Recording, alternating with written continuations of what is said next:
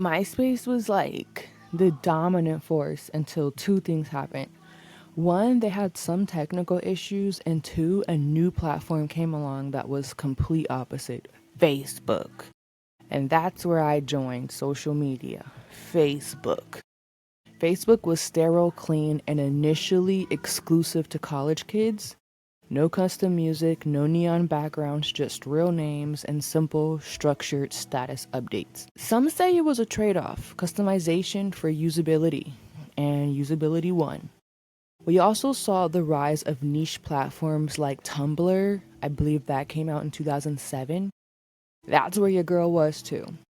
I initially started on Facebook where I was unhinged as a mother. Unhinged on Facebook. Like when I tell you unhinged, it's like there was no filter. I just was just cutting up. I was cutting up on Facebook. No wonder why people believe me to be the weirdo. And then Tumblr came, and I was on Tumblr as an alias. I had like a fake identity. I had a fake identity on Tumblr, and I was mostly in the eating disorder groups, not gonna even lie.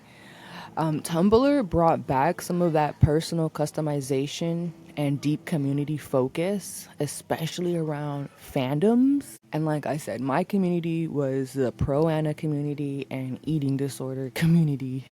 That was where I was on Tumblr under an alias. I had several aliases because sometimes I would get in trouble by moderators for being too descriptive.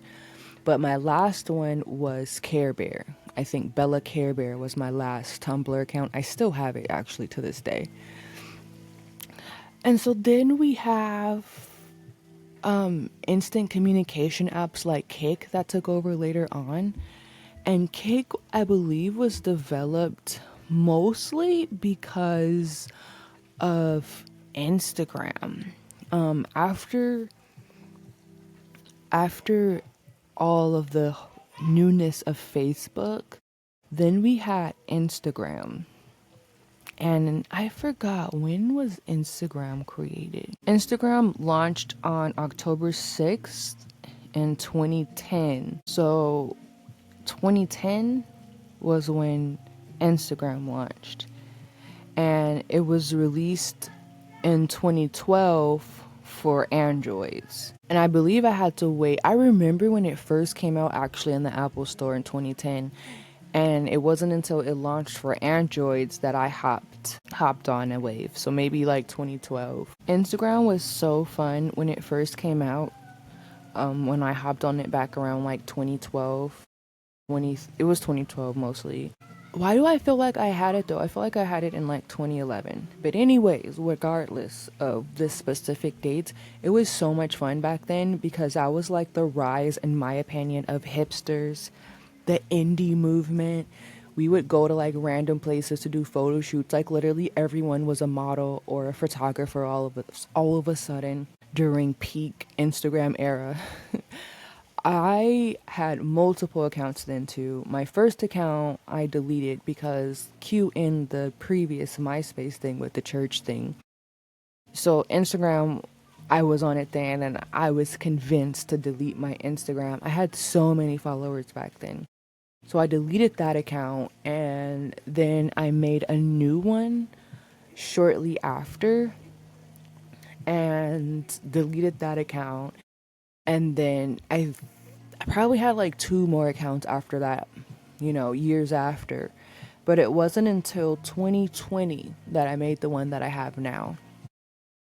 But between 2010, 2011, 2012, I don't know, somewhere in between that time to 2020, I've gone through like 4 or 5 Instagram accounts.